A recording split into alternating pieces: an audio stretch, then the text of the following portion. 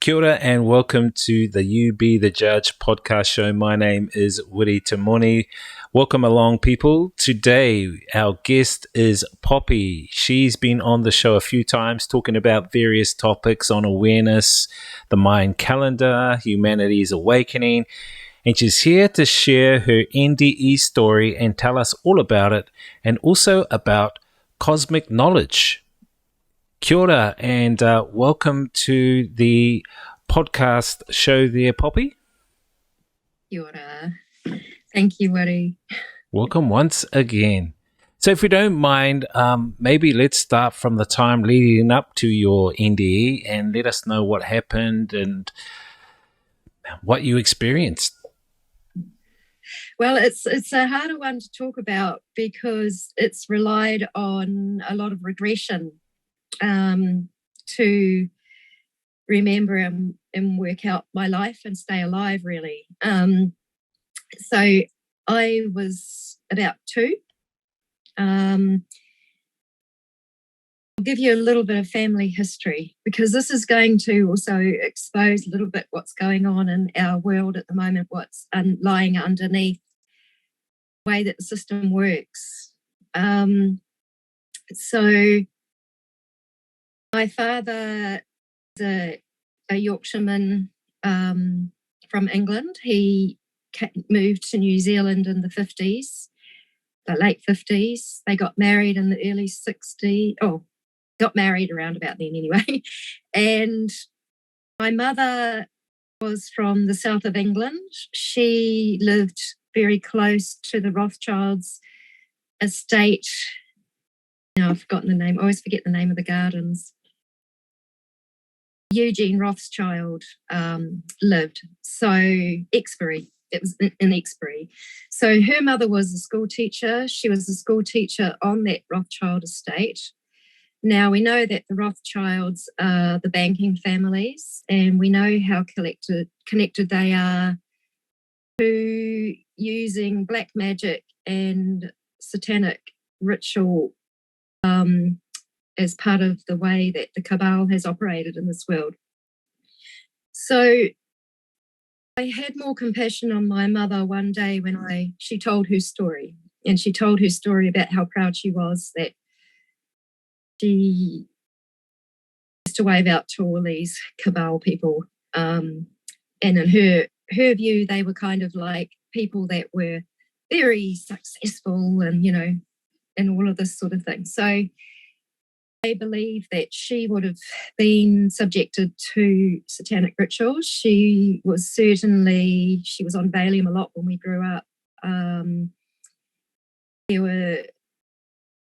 She was always a member of every council, every committee. She was worked for a lot of charities. She was an amazing woman in some ways.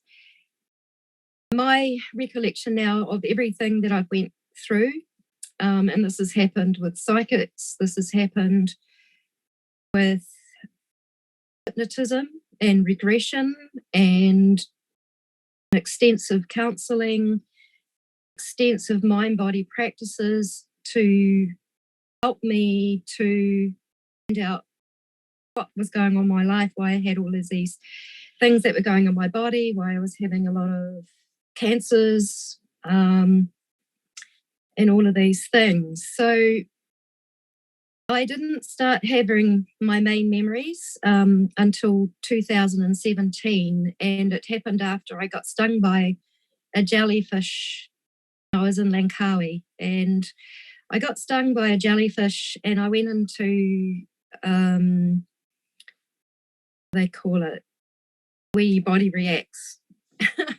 And so basically all of my skin went into rash, even my lips, and every orifice of my body swelled up, and I was in massive shock. And we were in a foreign country. We needed antihistamines. And I ended up being in this state of shock through the night. And my partner then was also a breath worker. He knew a lot about healing modalities. So he was with me while I was in massive shock, and I went deeply, deeply into memories and started to remember some of the first events of the ritual. So my recall, and I'm owning this all for myself, believe it or not, whatever you want, but I believe that at 2 years old, I was sold. My parents sold me in some kind of a deal with, and I believe it was with bankers. And I was taken to be in a ritual, and my father was involved. There was a contract that was signed by both of them. And was horrific, needless to say. I believe now, I think we have to be careful because my parents were blackmailed. My parents are both in spirit. As a result of everything that's happened to me, I'm very psychic, and my psychic nature has been interrupted and for many years when I couldn't remember and when I couldn't bring all the pieces together. But as I've purified my system and as I've grown and as I've remembered and I've been able to release a lot, my psychic nature has opened up a lot more. So it's a little bit hard to get it out because it's quite emotional and I feel a bit muddly. Then this is the first time I've really publicly disclosing this to the severity I am without traumatizing the listeners. So I'm not going to go into too many details, but I'll let you know that there were animals involved. It was violent. My memories of the time were senses. It was before I could, it must have been before my language was fully developed. Smells, sights, images, sensations were really my memory, and the pain. And then later on in life, I had events that reminded me, like my whole body going into a histamine reaction and, nearly, very, very dangerous, where you can sort of slip in and out of consciousness. So I believe that in this ritual, it happened in such a way, it was extremely violent. There was some kind of a strike to the side of my head and I went out of consciousness. I must have been left lying in some kind of acidic, toxic, well, to me, it looks like liquids. I kind of get a sense of what it is, but it's actually, I don't want to say what it is because it's too traumatic. And I went out. And I've done more regression, and recently I consulted with an expert in the field of satanic ritual abuse, military abductees, extraterrestrial experiences, reptilians, amazing man who I trust and feels like soul family. He actually interviewed me once this year. So I had a private session with him. He was an expert on it. And while we were having that private session, I was having that session because there was parts that I couldn't connect up. I couldn't get on top of what was left in my health. And I'm still going through the rest of it. And I was stuck and I was blocked. So I wanted to talk to this man to get more insight. And as I did, I started to have visions. And I saw like a big golden doorway. And it was very golden for me. And then we both realized that I was divinely saved somehow. And this divine, I've explored the golden gateway, and for me, it's access to the Heavenly Father. So I was cut off from him, went into religions where there was more sexual abuse, there was more sexual depravity involved in the religions that I was involved with. My ex-partner had a very serious sexual addiction. and I was married to him. And, so when you haven't got an area in life that's healed, we tend to have events in life that put us back into situations. We get opportunities to heal. So I kept walking into dangerous situations in my life, like unhealthy relationships, dangerous situations, and all of that. And all of those have been ways where it can help me remember and heal myself. Like, I believe that we're ultimately here to know ourselves.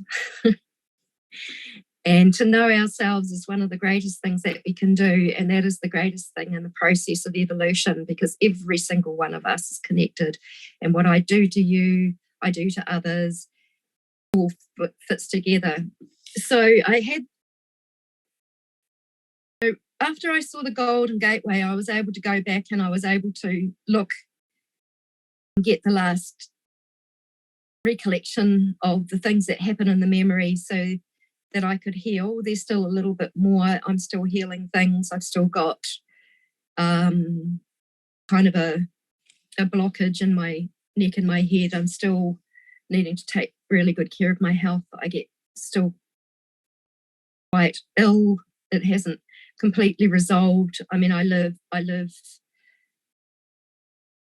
was homeless for years, targeted by the government, which was, again, another rerun of that feeling of being a little child where you're just taken and there's people that are set out to take you out, to kill you, to get rid of you, to make you invisible, so to speak. So these things just kept coming up in my life over and over and over again in many different ways. Now, part of the reason why I really want to talk about it at the moment is because this thing and what happens to children is more common than people think. And this was in a small rural community. I believe there were other children involved. I believe it was the professionals in that community that kept it all hidden and hid it from each other. I was obviously a really distressed child, and even the school, no one did anything about it. I'm going to be a little bit blunt. I'm going to have to say that there was one year at school. I think I must have wet my pants just about every day in class. I didn't even know what was going to happen. All I knew that something terrible was going to happen, and I didn't know what it was. And the next thing, I'm sitting in a humiliating puddle of water being jeered at, and then reprimanded by the headmistress, who must have been part of covering it up. Then I'd have to go home and I'd be severely punished by my mother. And she punished me over and over and over and called me a dirty, horrible, smelly little girl, and plunged me in cold water and washed me very violently. My father walked in once. He didn't act, and I thought he was going to help me. But he didn't. So end up, after these events, so this is the satanic ritual abuse is one. So it's been a life of hell, I have to say. I've had quite a hellish life. But this Earth School it's a school, and we come here for the most harshest training in some ways, because it actually helps us to master our souls. So there's a flip side to everything. So while I have one extreme of that, then there's also this other extreme, which is probably yet to come. And it's going to be in this new Earth reality, which I'm very, very well aware of, and which, knowing the bliss, the purity of divine love, which I used to find in nature as a child, that kept me going. So I didn't trust adults, and I didn't trust people when I was little. I spent a lot of time on my own. I spent a lot of time in nature, and nature would speak to me. It would communicate to me. So the wind would say things to me like, it's okay, you're going to be all right. I was suicidal most of my life. I've been bloody good. and hiding that and putting on a brave face for everyone and being strong for everyone. I was brought up to be a sacrifice. I was brought up to be of service to everyone. So I've been over generous a lot. I put people before me all of my life, and I still find it very hard to learn how not to do that and to put myself first. I'm just working on that now. So, but there's something about that as well, which is really beautiful. And that is that in the core of my being, in the essence of my soul, I know that in this new earth that we are entering into, that's how we roll, by being radically generous with one another.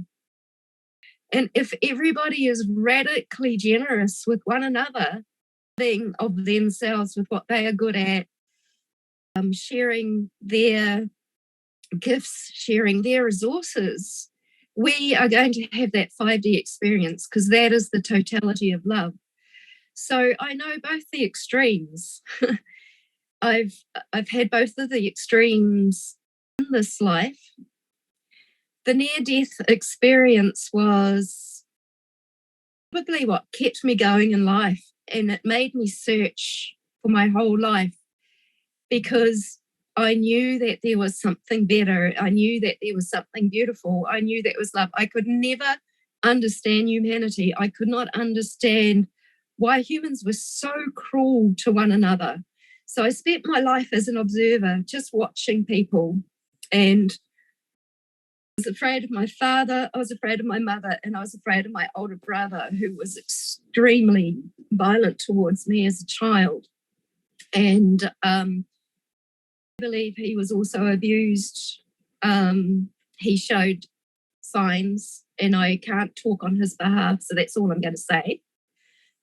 He's very, very angry that I actually started to disclose this. My family have all rejected me except for one daughter who has the absolute and most amazing truth radar, so she can't be tricked. And she has known that I've been speaking the truth all along. And then I have one other sister who has helped me when I've needed some help, but it's all too much for her. So the family outcast me when I really disclosed that this had gone on in the family. Now, I wanted it to be resolved within the family. I wanted, but that wasn't going to happen. And I did talk about it with people, but we're a strange family. If these things are going, and things can be hidden for all of these years, it's pretty bad. So I think my near-death experience was just, in some ways, it was a saving grace. I don't know that I was meant to be saved. I think the intention, and I don't know. I don't know so much. I was 2. But what I do know is that I came here as a starseed. I came here with knowledge of the stars. I came here with knowledge of the truth. I came here with a purpose and a mission to help people to rise with the rising frequency of the earth. And the injuries that I sustained from this psychological and physical really suppressed me, dumped me down. And, I spent a lot of years on antidepressants, sleeping pills, sort of seen as a mental health patient, which my family used as their ammunition that, of course, we can't believe her because this is how I see it, because I'm mentally ill, and there is, evidence of mental unwellness on my records. I have been in touch with my local mental health team here, because as I was having the memories, I wasn't coping, and I didn't have a home. I was homeless, and my basic needs were not getting met, and I was desperate for help. So I had a guidance to actually go. And the mental health coordinator from here was amazing. And she listened to me for 2.5 hours. And she said, yes, leave everything. And this is all ringing true to what happens. She had experience with counselling families where satanic ritual abuse had taken place. It was a big public New Zealand thing. I'm not going to mention this because I don't want any comebacks on her. This is a topic that if you speak out about it, you can have severe comebacks, but I feel like now I can, because the system is all too interested in this, and they will do anything they can to keep it down and to keep it under. But there's actually now becoming a lot more public disclosure on it, and we are going to have more when everybody realizes what is underneath these agendas. So,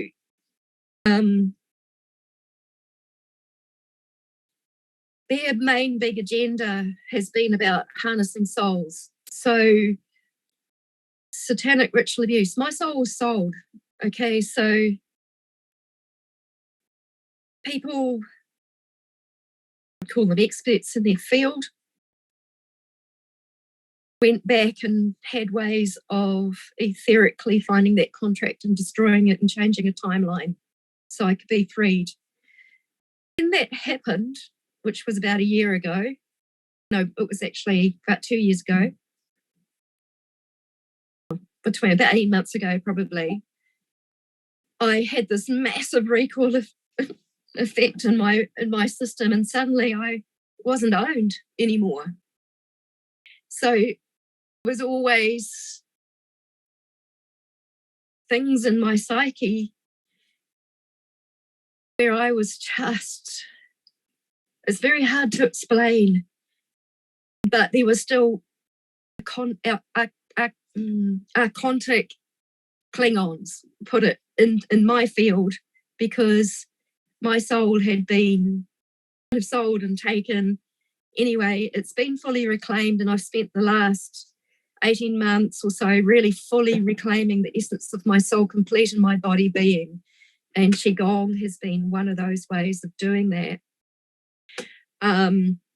because it gets you fully back into the body. So when you have these horrific experiences of sexual abuse, you actually just literally get thrown out of your body. Now, in satanic ritual abuse, the anus is targeted. I hope that's not too much information. And there's research that people have done is that it fractures the soul. And basically, you can be owned. And then there's things that can happen, and it's going to all sound really crazy to some, but there's MK Ultra kind of stuff, programming and things that can happen to you. Now, I used to have dreams, I used to have visits, I used to have all kinds of things that would happen in the night. Nighttime was never a safe place for me. There was always entities, there were always beings, and then there was me. I don't know how many times I might have been taken away or whatever. I don't know. It might have just been the one really, no, there was more experiences, but there was one really big experience where I believe I had the near-death experience. Thankfully, I also had connection with divine source, which made me seek for that divine source all my life. So I ended up in religions, I ended up following gurus, I ended up going into every avenue that I could. I ended up, like exploring consciousness and, anything that I could to try to understand my world, until finally I just come purely back to nature. And part of nature is that connection with divine source. And our divine sources, to me, are Heavenly Father, like Father Sky, or Ranganui, and Papatuanuku. Mother Earth she's been my main guide. I had my quest to heal from cancer. I found out about ayahuasca and how people take an ayahuasca and we're healing from cancer. And I had that opportunity to go into ceremony with a shaman. And I went in there, I wanted to find out how I could heal cancer. And I also felt that I really wanted to meet the spirit of the earth. And the first thing that really did happen in that ceremony for me was that I met the spirit of the earth. And it was divine bliss and divine love. And the only way that I can explain it is I was taken into the higher heart chakra of the earth. It was like an opalescent lake. It was the sum of everything, every single experience that ever is. So it was the sum of everything. So the universe is everything. It's the good, the bad, the ugly, the everything. It is everything in totality. Yet this experience was absolute bliss. And she was like, swim, come and swim in here. And so I was like swimming in this opalescent lake. And what it was is that the sum of everything is all of our experiences that have come into perfect balance and harmony. And that's what I realized. And it's to do with frequency. And so I got really interested in a little bit into quantum science. But the thing is that most of my quantum science knowledge came directly from the earth herself. So since I had that experience with meeting her, I have been like close ever since. And I have meditated daily with her. And I also, she told me that both her and I experience our consciousness. We experience, we have the same physical experiences even. And that's common for other people as well. So I have quite a radar as to what's going on with the earth, and I speak on her behalf. And I have had many Mayan past lives. So all of this opening up and exploring and regressing and hypnotherapy and breath work and all of these different things, the journey therapy, body talk. There's been so many different modalities, healing modalities. I have discovered more and more who I am and why I'm here and what my purpose is, which has kept me alive. So I don't want to waste this experience. I believe that I had this experience on behalf of all, because we are all the all, everything. We all take on a part. We all have part of this purpose. So I quested and quested and quested. What is the truth? What is the truth? What is the truth? And my Mayan memories started to come up, and I got really drawn to the Mayan calendar. Unfortunately, I got drawn to the Western mindset of the Mayan calendar, which was the dream spell, which was an infiltration. And I ended up following along with that and then saying, what's wrong with this calendar? There's something wrong with it. And then I met my mentor, Sean Caulfield, who brought me back into the true time count and introduced me and told me about the ninth wave of creation, which began in 2011. And that is the consciousness wave of unity consciousness. So since 2011, our brains, the human brain has changed, and our consciousness has moved into coming into unity. But not all of humanity have evolved and stayed with the periods of time. A lot of people are caught back in what we call the sixth wave, which began around, it was, oh gosh, these numbers have gone out of my head. I usually know it so well. It's just that this is an emotional thing for me to talk about. So I don't know. It was the Babylonian slave driving times, and that's when the commerce system was introduced. It was when banking started, government started, modern science started, religion started, education. The left brain, it was very left brain orientated. It was patriarchal. So the left brain is like the masculine side. And so it was very unbalanced, and it was an era of duality. And it was something that humanity has had to have to bring us into, to mature us, to ripen us, to challenge us, to make our souls grow. So everything has a purpose. Everything has a reason. This is how I could let go of victimhood. I was in victimhood for a long time, where it's, oh my God, this is so terrible. This terrible things happen to me. Help, help, help, to like, now I understand that everything happens for a reason, no matter how difficult and how hard it is, and that there is a divine plan, and that I'm going to give an example, because very recently my father's in spirit, and my father has come in spirit, been helping me move through this time. I needed to know how I got out of that situation, how my life got saved.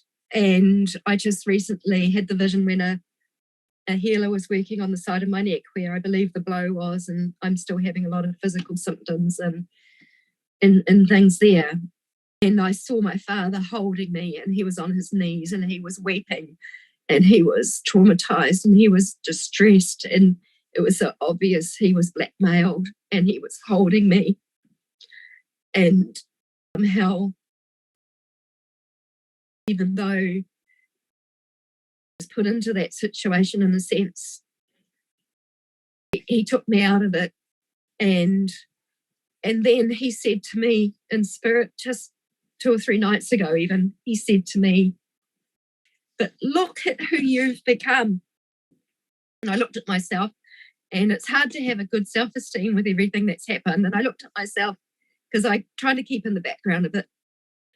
And I thought, what? And then I got a real flash of my future self. And I was quite amazed at my future self. And this is a strong, loving, way-showing woman. She has a purpose and is helping humanity. And help me love myself a bit more too. And then he basically said, this was all soul contract. This was all soul contract. So we cannot, when we look at it, we can look and say, this is terrible. And at the same time, we have to end the way of the system, which we're doing with our consciousness, by birthing this new earth, by being able to focus on the beautiful, the lovely, the future, our now actually, but nature, everything that is true, everything that is wonderful, everything that is lovely. If we can hold that in our consciousness, we can expand that and grow that now. But because we were so traumatized, and humanity has been spending thousands of years working out their trauma and being further traumatized and working it out and experiencing what happens with duality, and how duality is growing our souls, is making us into such amazing beings that we will love with all of our being, and that we won't let any more children be hurt. We won't be abusive to animals. We will, we will be loving and reverent to one another. We will see each other as the sacred vessels that each of us are. We will not be taking from each other sexually anymore. We will not be self-serving, because we will realize how one we are. And so every experience is here to help us grow and develop. And my main reason for sharing this experience is because I want to see us all walk successfully into this new earth and to let the old paradigm crumble as it is. I know that this old paradigm is crumbling is because of our human consciousness. So I just go around and I see all of these amazing humans now, especially in my town where I am, because they're just the most amazing people who are actually helping one another, because we're such, this area is very, very, it's a very high poverty area. And because we've been in more higher poverty than in other areas, we've learned how to look after one another and how to help each other with basic needs. I mean, some of it's still really, really difficult. Some of the things are too hard with the pee problem. And when people start getting dangerous and angry, and it's very hard to know how to do that. There's nothing in the system that is there for that. And as communities, we're trying to work out how we deal with that and how we move forward and how we share and how we love. Coming into oneness, it's all about frequency, and time is a frequency. So this is what I feel like it's been a harder thing for humanity to grasp, is that it's very much about time frequency, and that the old system has actually kept itself in place by manipulation of time as well. And so if we are in negative, fearful, shaming, guilty emotions all the time, our frequency is low. And if we spend our time with loveliness and beauty, and that's also about, we have to purify ourselves of the trauma to actually experience it truly, then frequency rises, and the frequency of the earth is rising. So as the frequency of, and this is because the frequency of time is increasing. So as the frequency of time increases, which is like the seeding of time through Ranganui, through Father Sky, it comes through an energy, and it goes to the whole universe, actually, not just to Earth. And it's and so that the energies and the frequencies, they all come with themes. And so humanity is being called on now to clear their consciousness of the traumas and the things of the past and the things of the dualistic era. So a lot of people are losing their minds, and in losing, I think the people that are really losing their minds the most are the ones that have been acting in deception, because the mind is slow compared to the heart. So the heart's frequency is incredibly fast and incredibly powerful, and it can throw out in a massive toroidal field around us. It can go very, very far. Whereas the mind, the mental aspect, which really was how we were trained to be during the sixth era of time, the dualistic time era, we all had to be in our heads. This is why we're all schooled, and we were all had mind control mainstream media, and we were all told how to think and what to do and how to behave. And I think now where people are behaving in deception and the mind cannot keep up, and so they're just losing their way, and they're just not able to function.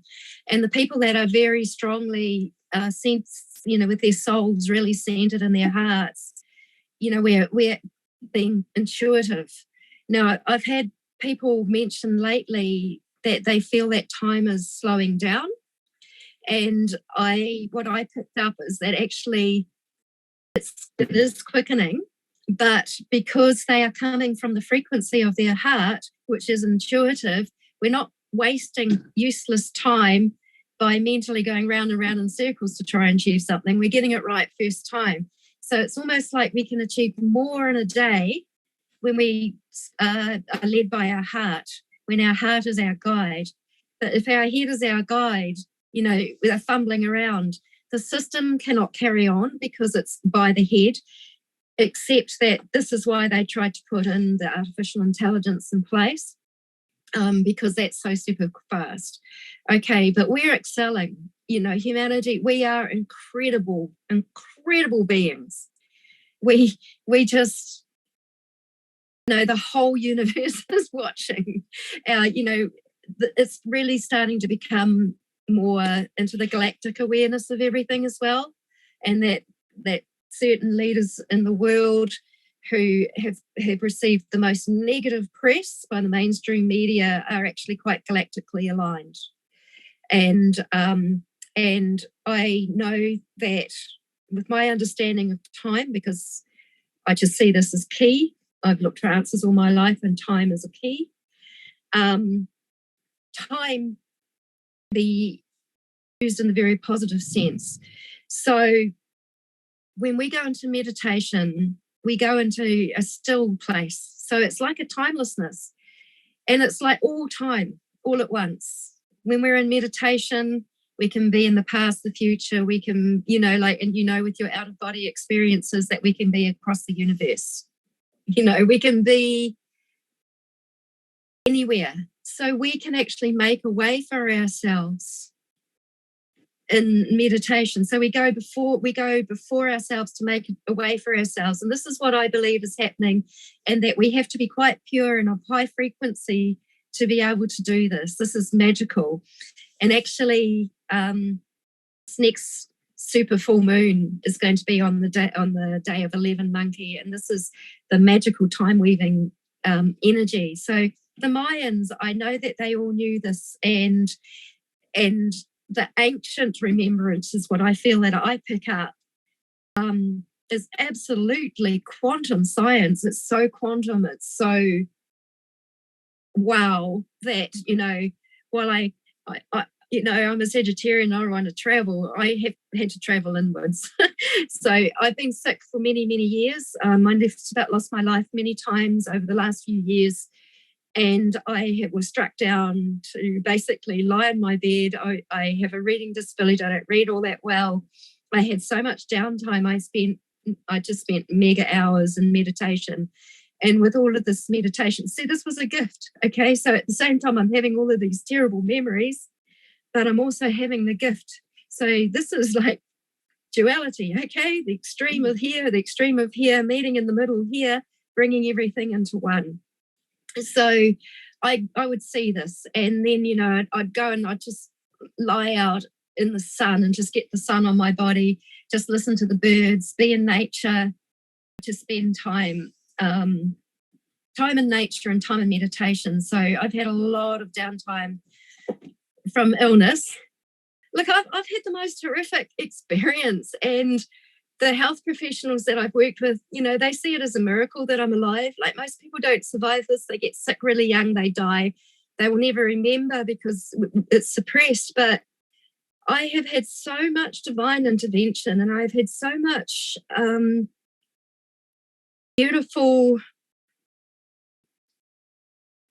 I believe that the galactic helpers of the highest frequency, because of the things that happened, and I've been bothered at night time by entities, beings, and everything. I've only wanted to have my experiences with the highest of the highest energies, the most high frequency. So I want to go directly to Father Sky and to Mother Earth, And I am also aware that my galactic family, who are a very high vibration, are around, and that they support me, and every now and then they give me little signs that they're there, and I know they're there. I was afraid to see them, but I'm not anymore, because we're all going to have to be ready for this, because we're coming into this frequency now where we will see them, because our frequency has moved to a point where our frequency can pick them up, and that they will come into our sight. And I am starting to have gorgeous dreams and seeing. I'm starting to see the new earth animals coming back. Some animals which have been extinct are going to come back. There's going to be animals that we are going. It's very much like the Avatar movie. I believe that was a disclosure movie. The way that they lived in the Avatar movie is a lot how I see that we're going back. And it's the colours. I remember those colours. And maybe that's got something to do with having near-death experience, because it's all in my psyche. I've always had a connection with it. I've always seen the vibrant colour, and I start to see it around, the auroras. That's true colour. There's so much vibrant plasma-like quality of light. It's different. So it's very much about light is a frequency, sound is a frequency, emotions are a frequency. To me, it's all about frequency. And then we translate that all into perceptions. And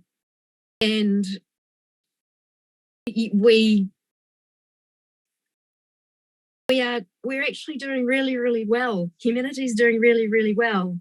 I was really delighted when I saw the Georgia Guidestones crumble. And I had, in 2010, I had a vision of concrete rubble. And at that time, that was the time that I just lost the retreat centre. The government was targeting us. We were on the run. It wasn't safe. My ex wasn't handling it. He was turning to the bottle, and it was hell for me. And the people in my community there didn't help us, even though I used to coordinate the mind body group. They all were scared that things were going to happen to them, I guess. And we were left on our own. And apart from people like yourself who were there. And this concrete rubble message that I got was that the system was going to crumble. And I now realise I had a vision of the crumbled Georgia Guidestones. So when the Georgia Guidestones went down, I was like, yes, yes, yes, yes. And then it's really interesting because there's all sorts of things that are connected with time to do with those stones. And my understanding is that, the Masonic orders who are into geometry and all sorts of thing, and the old compass and the surveying and all of that sort of stuff, there's strategic sites on the planet where the matrix has literally been pinned down in concrete structures and deep into the earth. And I feel that in my body. I feel them. And they are getting dismantled. And I believe that we're going to see more and more of them being dismantled, because that is actually helping to unpin the matrix fully from our earth. And I was also a part of a team who did New Earth grid work with Pleiadian seed crystals. I was very fortunate. I got to do the Korean border, and it was quite miraculous. And this is a New Earth grid which is really firing up now, and it's Pleiadian. They were Pleiadian seed crystals. So, and with the blessing of the earth, you always do crystal grid work with an alignment and with the blessing of the earth. And you never go out and just go willy-nilly putting crystals and things around and for our own purposes, our own desires. If we will get our ass kicked big time. So you learn how to be sacred about everything. You learn how to come in alignment and how to appreciate nature and what you are doing. You learn how to break through your ego. I guess my ego was smashed a lot in my life. I had a very low self-esteem, but then again, that's the negative ego. So I've had to come up in my interpretation of myself. So that's where my ego would have been self-berating, self-punishing. I'd taken on a mentality of a sacrifice.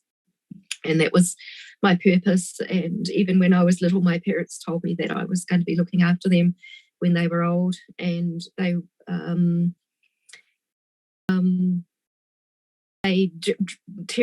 tried to hide everything. They warned me not to see hypnotherapists. That when I was a teenager, they said to me I must never go and see a hypnotherapist, because what happens is that people go into hypnotherapists to see hypnotherapists, and then they make up horrible stories about their family where that aren't true. And when they told me that, not long before that, a family friend, their daughter had just committed suicide. And I don't know if that sparked that off for them saying that, but that's how I connected that one together. Because there was a lot of haunting. There was a lot of things going on in my life there's things that happen in the realms behind the scenes. So because of what happened to me at a very young age, I became very hyper alert. So I used to see into what I think people commonly call the fourth dimension, where entities and beings, which are actually really our thought forms from our trauma,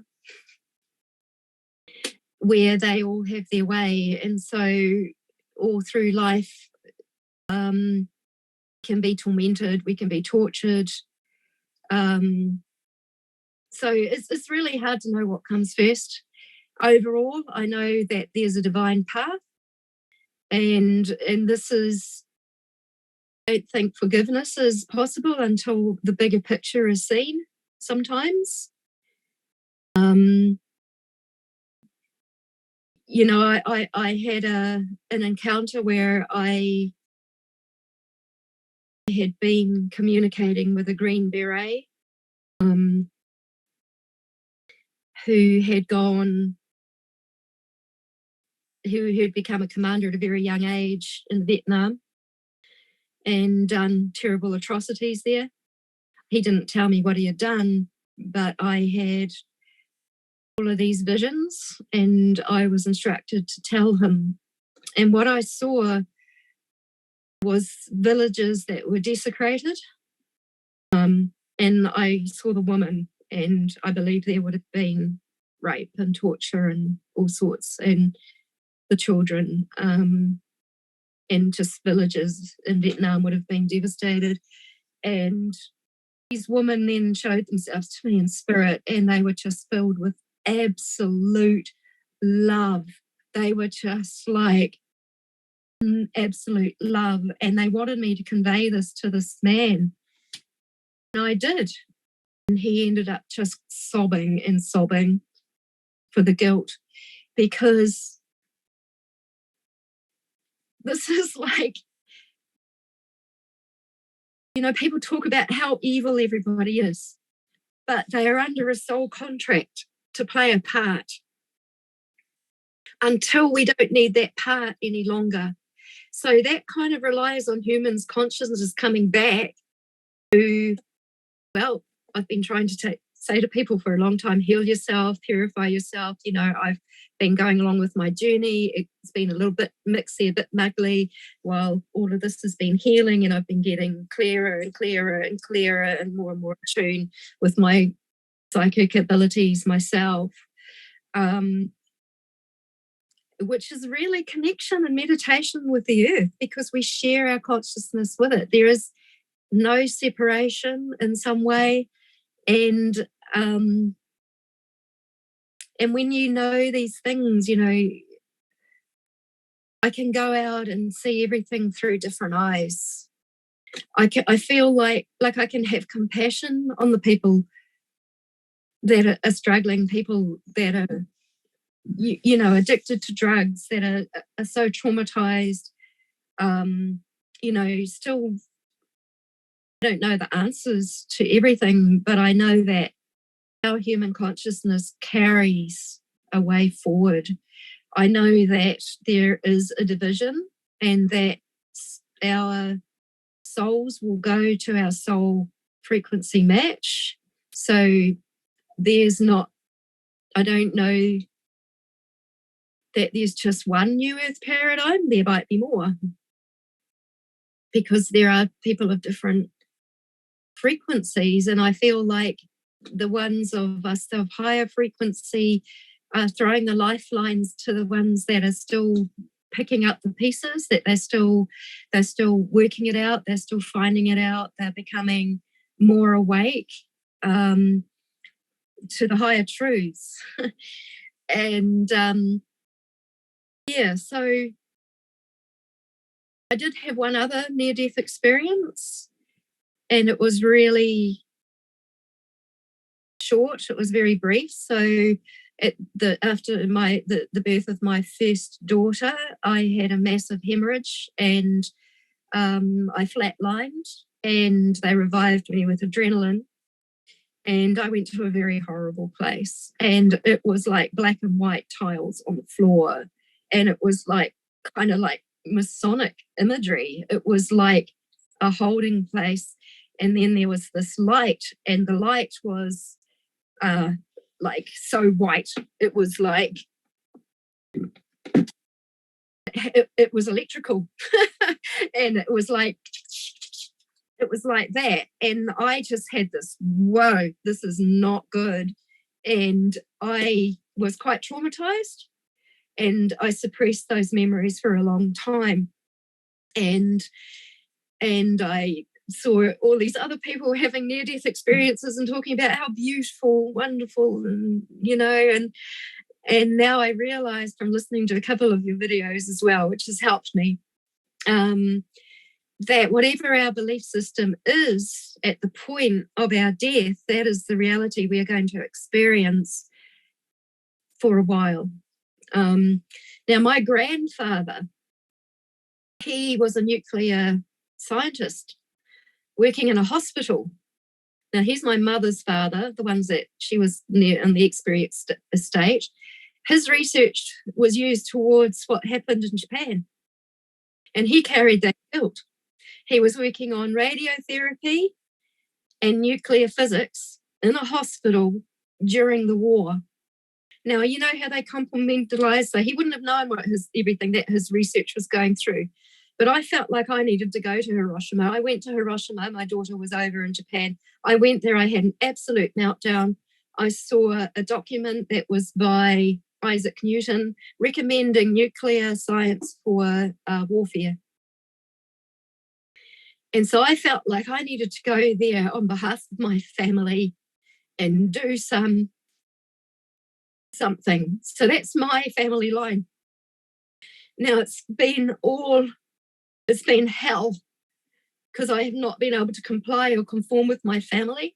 I'm an outcast to my family. They see me as a failure because I live in poverty compared to them, compared to someone living in a dump in Rio de Janeiro. But, because I wouldn't conform.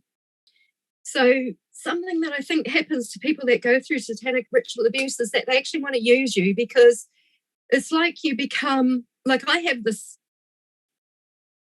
gifts, and these gifts get used by people like super soldiers, but I would not contract. I know in other past lives I did contract.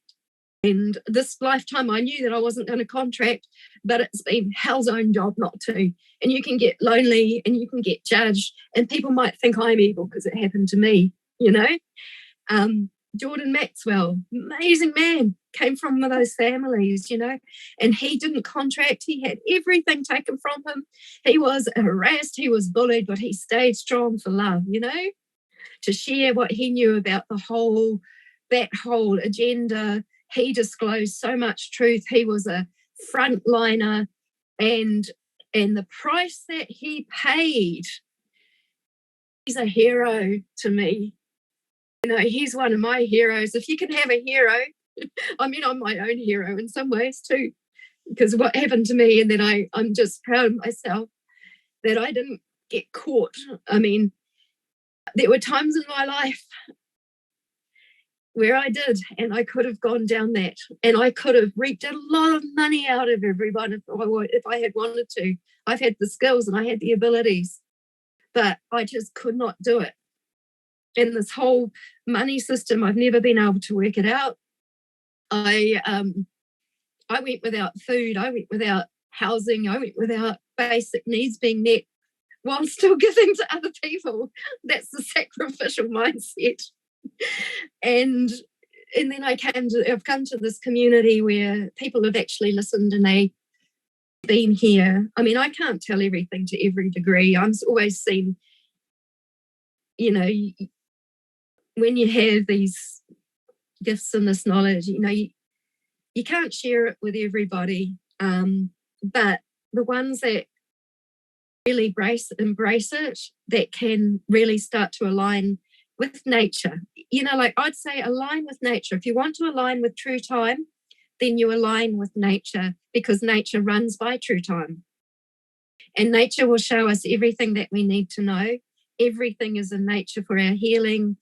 Everything that we need for the joy that we can be, to commune and to be natural human beings, social beings, and to remember. But we have to remember that because we got so far removed that we have to actually come back to it and remember that. And that is going to be what the new earth is. That's how I see it, or one version anyway.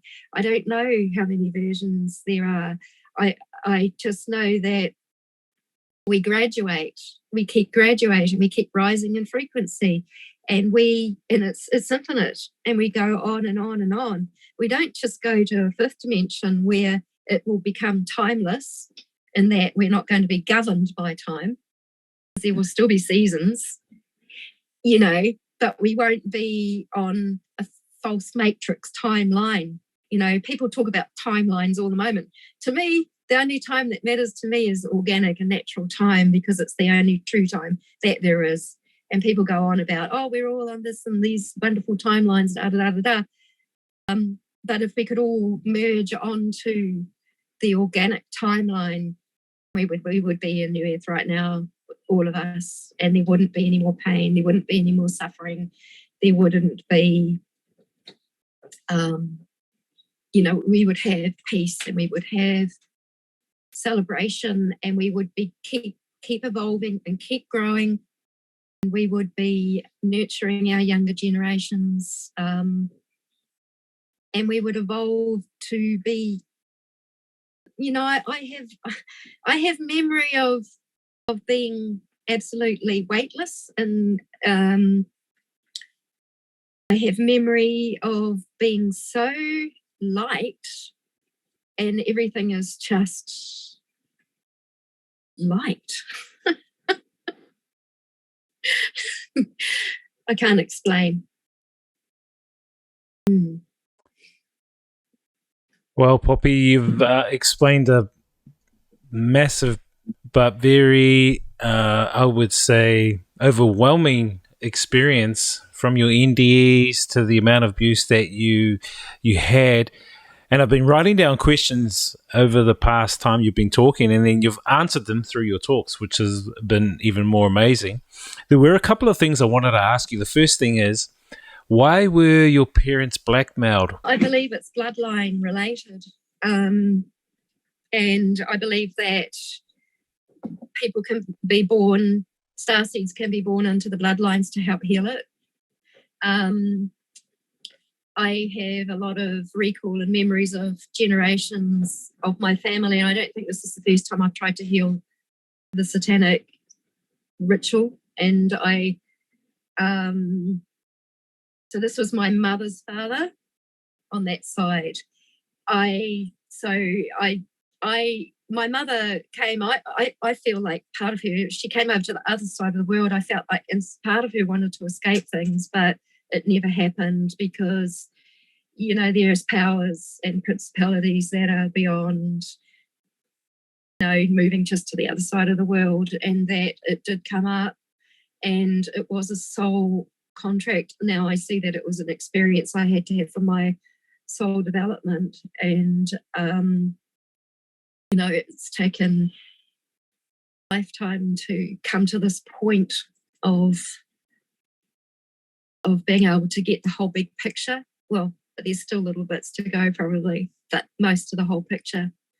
Yeah, does that answer that? Yes, certainly does.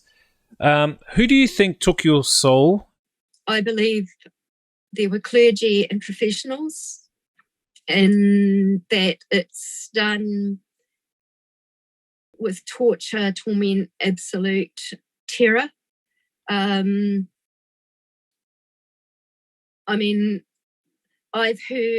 looked a little bit, I found it hard to look in satanic ritual abuse while I've been healing, because it's been too much for me. But I've heard that they use adrenalized blood of children for youthing and things like that. I don't know if my blood was taken. I don't know about that. All I know is about my memory. But I also think that certain people, like, they know us. The first thing that they do when a baby is born is they take a blood sample, and I believe that goes to a gene bank somewhere. And so, you know, like even on our hands, in our palms, they tell the story of our whole life. So there is that knowledge. So we are known when our souls come in. The threats are known, are identified, and I don't know. I believe my father was blackmailed, and I was asked for. He was approached, and there were benefits that they received. But I know that they regretted that terribly. And they tried to keep it under wraps. They believed because of the whole behaviourist model back then is that a child won't remember anything before the age of 3. But, you know, then comes along hypnotherapy and regression and all of these therapies, which weren't a part of things way back then. You know, they weren't as big or as well known.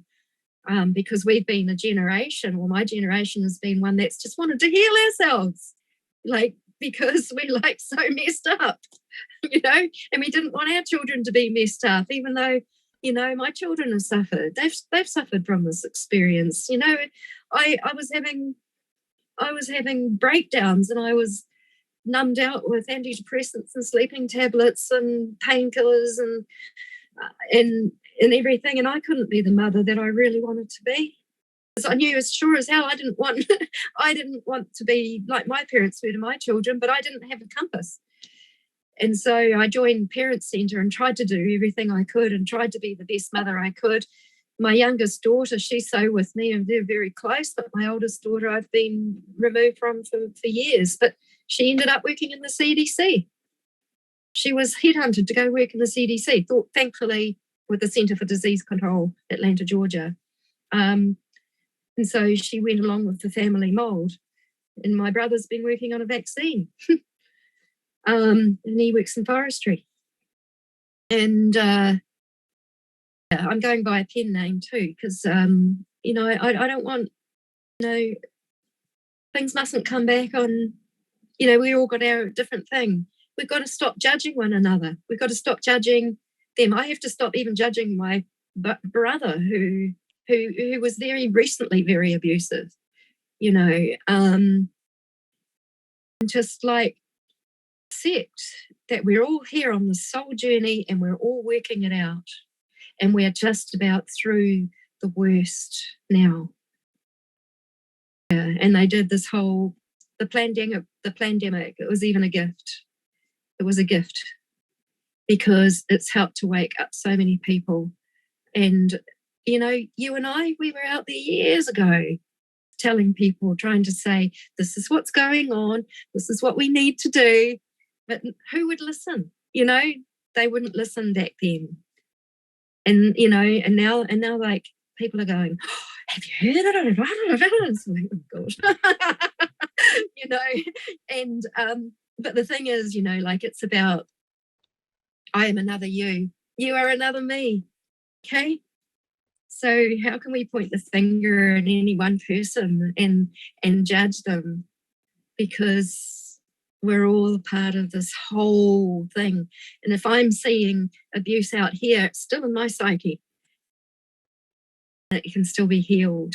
But I'm proud of humanity. I'm proud, like, for me, devoted my life. I've been public writing since November 2015 about this ascension process, and through the eyes of the Mayan calendar, I've been spending my own time, my own money, my own resources, homeless states, in poverty, all of this. I've never claimed money out of it. Some people kindly sent me donations, especially when I was at a really, really bad stage. I learned a lot about people in that, because some of those donations came with conditions, and we can't do it that way. It's we learn about love. We learn what it is to love, and I feel rich in the people I know in my community. I still need to be in a better situation myself, and we're all working on making that happen for one another. And I tell you, it's been tough. It's been really tough, but it's grown my soul. And I know that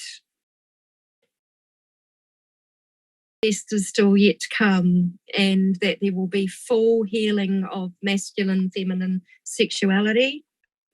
They're not going to, people are not going to be going after each other and hitting on each other and going after that, Like, we actually can relate so intimately with everyone, and then that part is something that's some kind of magical part that happens naturally somewhere along the line. Like, we have to, I think we'll change our thinking and our way completely on all of that in the future. In fact, the night wave that's coming up in approximately 15 days is going to be very focused on that healing and that sexuality. And why I think the sexuality gets broken is because it's the foundation of who we are. It's to do with our I am chakra, our existence, our connection with the earth. So it can sever our connection from source with that level of abuse, because we can't be in the body. And when we're not in the body, something else can drive the ship. Our souls, my soul is meant to be driving this vessel, no one else. And that's why we have to claim our full physical being. And there's been a lot of emphasis on spirituality in some sectors, and there's been a lot of emphasis on, just physicality in others. But having a very strong physical foundation where our souls are fully housed in our body is actually vital and essential. And trauma is what threw us out. And so the releasing and the healing of trauma, and we need each other for that, because the traumas are serious. The traumas up where I am is incredible intergenerational trauma that's happened here, mostly Maori communities where, genocide has been active for a long, long time, and languages have been stripped and land has been stolen, and, like, no one can own land in reality, but removing people, Department of Conservation go and occupy and take over places and then stop people growing in there. So they take, the lands, whereas really I believe that the land calls us to her. And this is the only place where I feel the land has ever called me to somewhere. So this is my tūranga waiwai. Standing place for people who don't, yeah. Now, we've seen the Georgia Guidestones come down like last week. We've seen politicians who were supporters of the pandemic being removed, like the English Prime Minister and his whole cabinet and everything like that. Now, I feel that the Masonic Order uses these obelisks and structures to suppress humanity's perceptions and put people into certain mind states, just like in the movie They Live. If you've never seen that movie, then go check it out. Thinking about it today. Do you think that these Masonic obelisks and satanic statues and structures standing in cities around the world need to come down? Yes. And there's something in Lake Taupo. I keep getting a flag on there, and then other psychic friends are also seeing things. There are obelisks.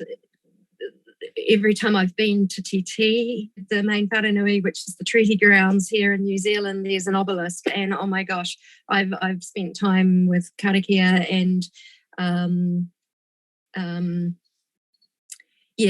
those they all need to go down, and very strongly guarded, of course, and so they are going to be, I do believe that they're going to systematically be destroyed, because it's like they pin stuff. There's magic that goes along with it. So a lot's based on magic. And they can line up with constellations. They can do all sorts of things. But the Masonics were an expert on grids. And or the Illuminati. I don't know exactly where it all comes from, but yeah, there are many, many things. And yes, I just want to see them all taken out because they're like phallic symbols of the patriarchy, a lot of them too. And yeah, there's probably things under them. There's definitely would have been black magic and spells that would have been gone with them. If you look at legislation holds power, and those are spells. And to me, that's black magic spell casting as well. And that keeps that system, that has kept that system in place. So every word that is put down. So I'm very well aware that when I write, I have to be really responsible with what I write, because in a sense, it's kind of like a counter spell. It's actually bringing people out. It's an access point. So at the same time that there have been things that have harnessed and held the matrix in space in place, like I've seen it, and it's like a massive web around the earth, and I've seen it being pulled off by, there'll be a time when it will be pulled off. I've had a very strong vision, and I think it's to do with Nibiru, and that there's, well, what I saw, I'll just tell you mine, because sometimes we have to be careful not to interpret visions, but what I saw was it was a big, like a planet or a big body in space. It had a very strong masculine energy. It was very brassy. It was very magnetic. It was very iron-like. And I was like, whoa, when I saw this. And then it looked at me and it says, I'm on a mission. And, like, I've got to do this. And then I saw it pull the web away from the earth. And it was really interesting because when you look at things in the other dimension, the fourth dimension, things can appear as different entities. So there were spider beings, which were like gatekeepers of the matrix. So we have many gatekeepers of the matrix. My mother was a gatekeeper of the matrix in my life. She wanted to keep me in. Even before the vaccination program, she would always want to go into a fight about vaccinations or a fight about politics. And I used to say to her in the end, Mum, all that matters is love. All that matters is love. And so at the same time, there's been very good work done by the earth by really pure, loving people. So a new earth grid was also put in place, which will help, which is done in connection with the earth and with it's done in connection with the Pleiades. It was, these crystals were, they had quite a strong history of where they were kept and everything that was done with them. And so I get to see visions, and I saw it fire up.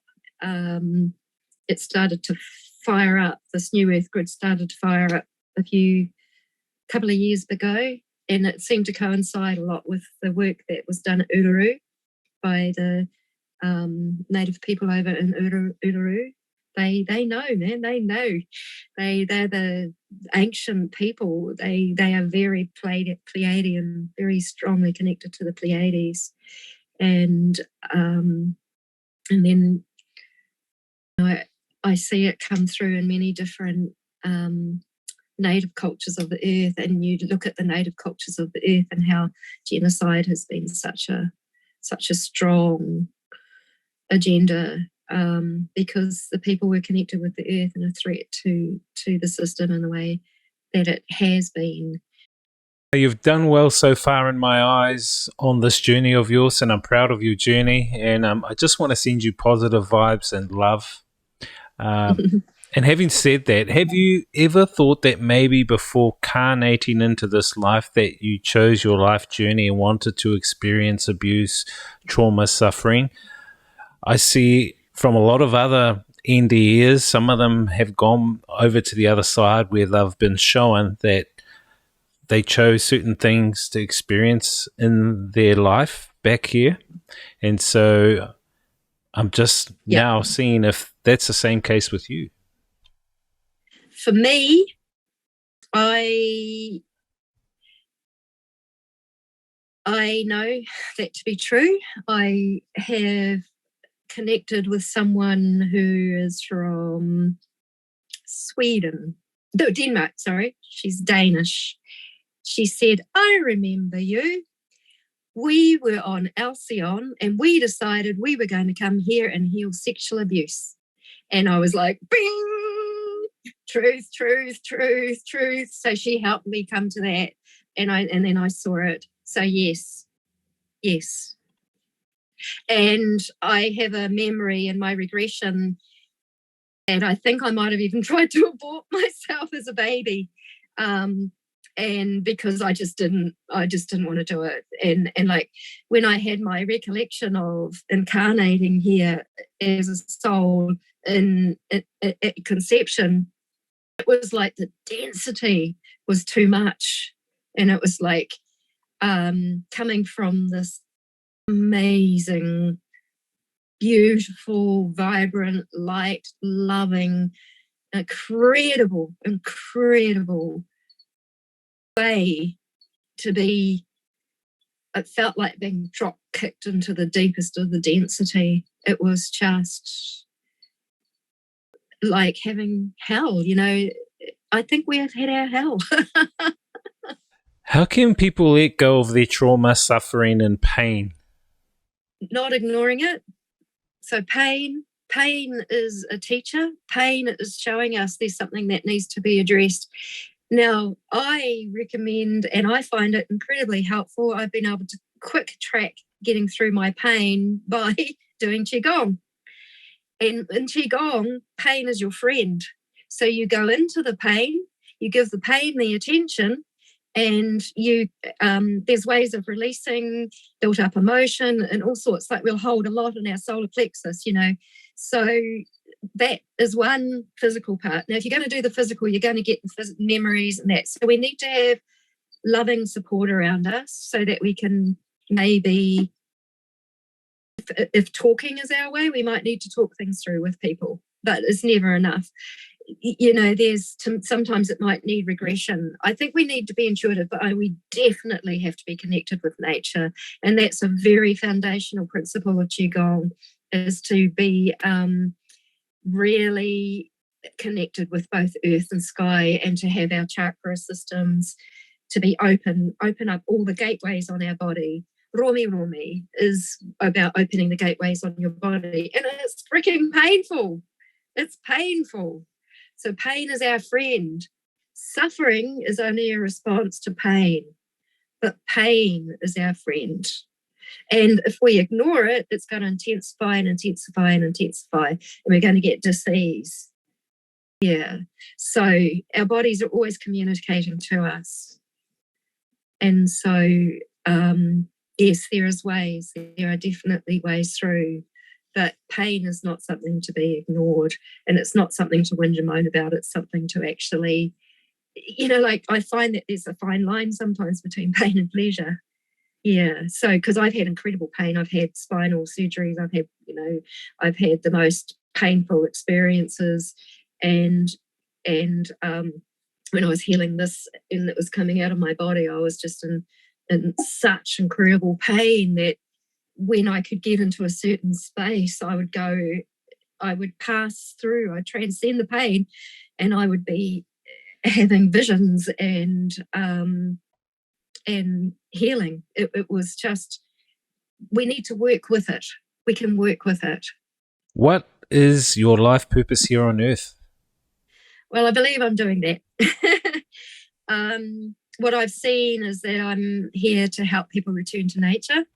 And I'm here to be part of a circular community where everybody is equal. And I do believe for me, it might go a little bit more global. I believe I'm going to travel and share and experience time with the earth, carrying on doing earth healing. And that me healing my life, and one day I will have health in every area of life, including in my sexuality. When that time is right, I mean, I've never thought it was possible to have it, but I can see that it will. So for me to carry on, all I have to do to live my purpose is be my authentic self, and everything is going to come. And I think the more that we can be our authentic self, you know, the greater our contribution can probably be. So I do believe that I know that I have helped a lot of people. And I will continue to do that. I get a lot of flack as well by those people who can't see it, but that's fine, but that's splitting away, that's moving away. And those of us that do share the frequencies and the understandings are, we're uplifting each other, we're helping each other, we're lifting each other up into our purposes, in a sense. So I have had quite a few glimpses of my future, and it's really beautiful. I don't know who, how, when, what. I don't need to, because now is what matters. Because there is a divine plan, and the divine plan is what I trust. I don't have to go after anyone, anything, any experience. All I have to do is be myself, and all the experiences come around me, because our experiences are here to grow our souls. Nothing is an accident. What is the true time count? Is that like natural time? Yes. Yeah. So basically, we have a connection between the earth and there's a cosmic axis. So I guess it's like the cosmic axis must be the axis point of the universe. It's hard. These things are so hard to explain. But time is pulsed from there. To me, that is the Heavenly Father. I don't use the word God, except now, but I don't go by that, because that's been used in so much negative connotation. It's been so misunderstood. This presence, this divine source energy, this pure love. It's also within the earth, you see, and we are like the pillars that are between the two. We are the children, and we bring them together with our consciousness. So it's humanity's role. So time is pulsed from there, and time has an energy, it has a frequency. So every frequency has an energy, and all those energies mix and mingle. And when we are aligning with nature, we can use those energies the most optimally. We're not afraid, like today is the super emotional day of 9 water. We're just coming out of that and then into 10 dog, and our emotions are a guide. And I just realized, actually, okay, it's been appropriate, I think, for my emotions to be heightened today, but of course they would be. Yeah. And so they have their place, because our emotions are a guidance system.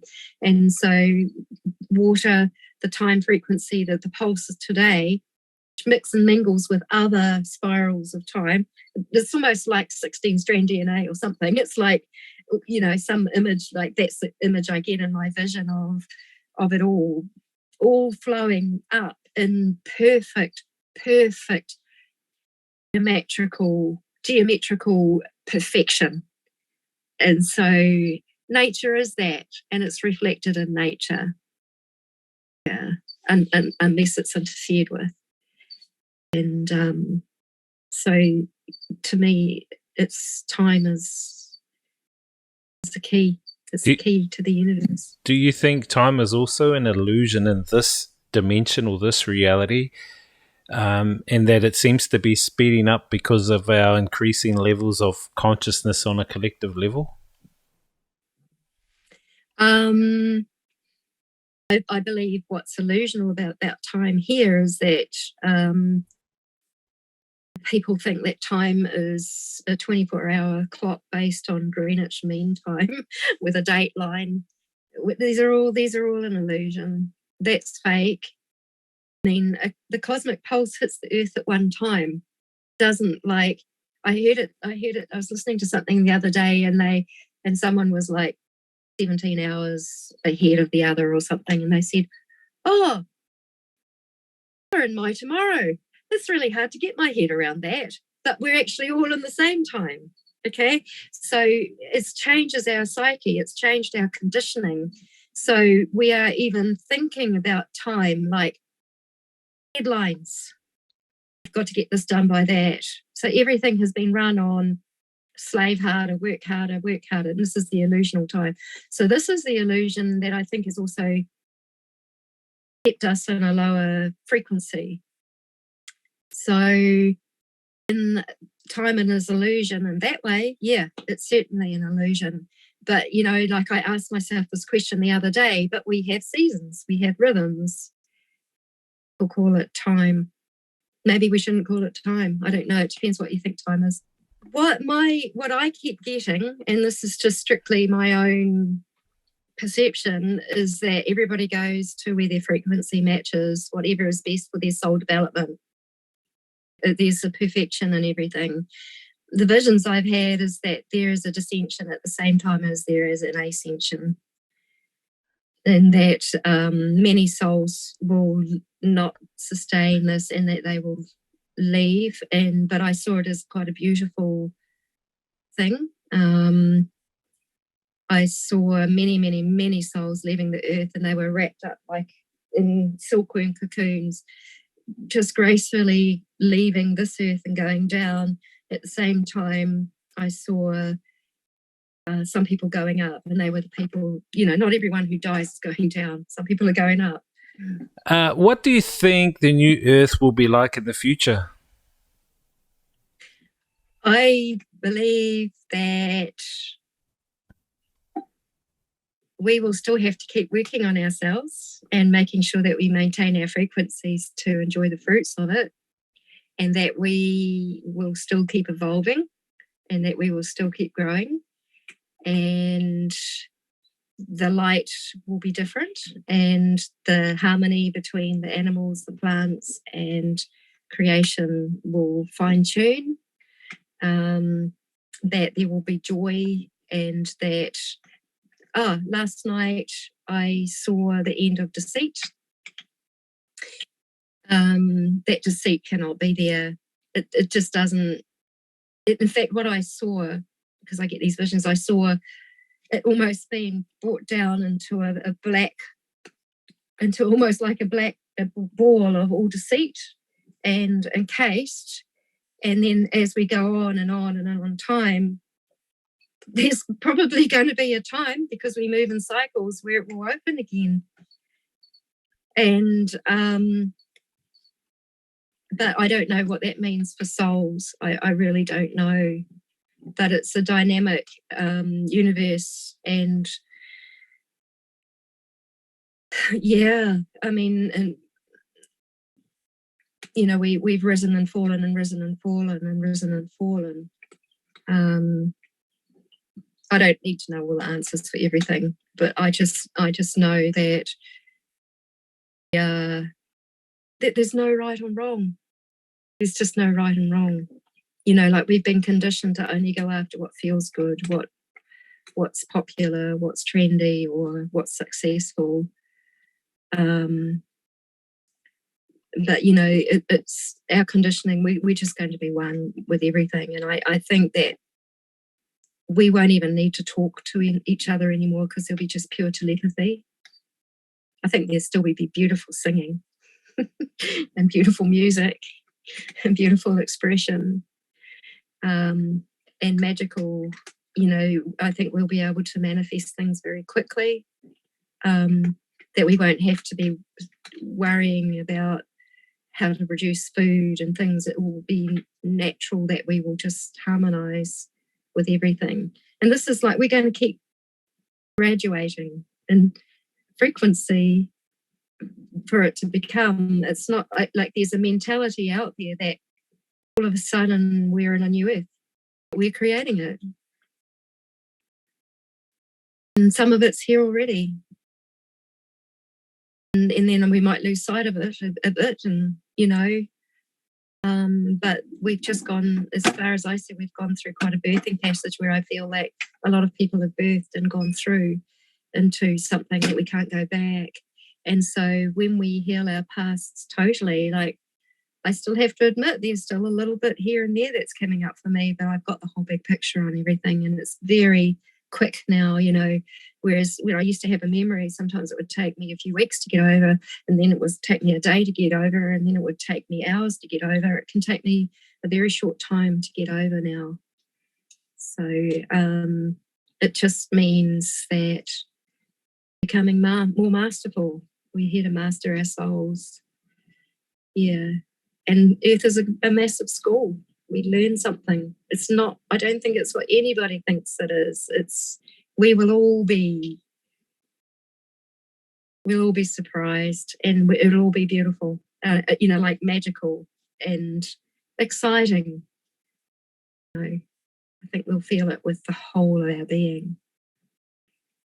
We'll be in the whole of our being. Exactly.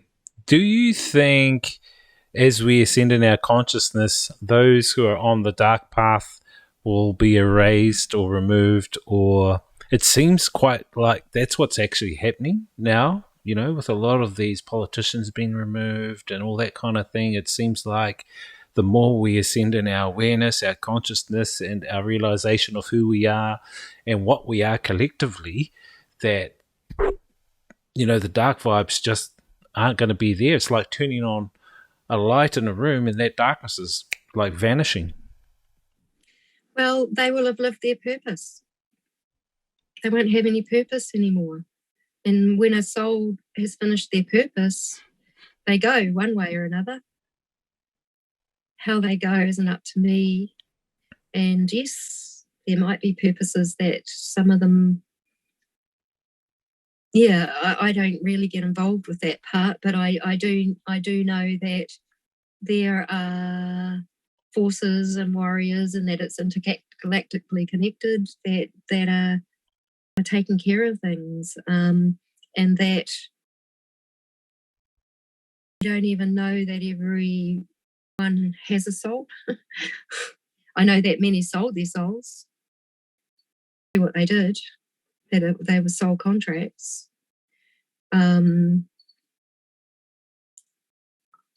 I know that my parents are still going on, and that they are, because I have access, I can still talk to my father in spirit. He wants everything just to be corrected, by the way. Say that on his behalf. Now, the Large Hadron Collider at CERN has been reactivated, I think, last week, and it seems they are ramping it up big time right now. And I know many people around the world, here in New Zealand, some of them my own friends, have had like headaches since last week, sleepless nights over the past week, and it seems to be, ramping up too. Do you think that the scientists who are working at CERN were kind of like your granddad, thinking that they are working for the betterment of humanity, but actually they've been taken advantage of by these non-empathetic beings? What do you think of that? I think my grandfather thought he was doing the best thing he could. He was the scientist. I don't even know. Look, in 2016, I was part of a group. We all did a meditation to stop the firing up of CERN.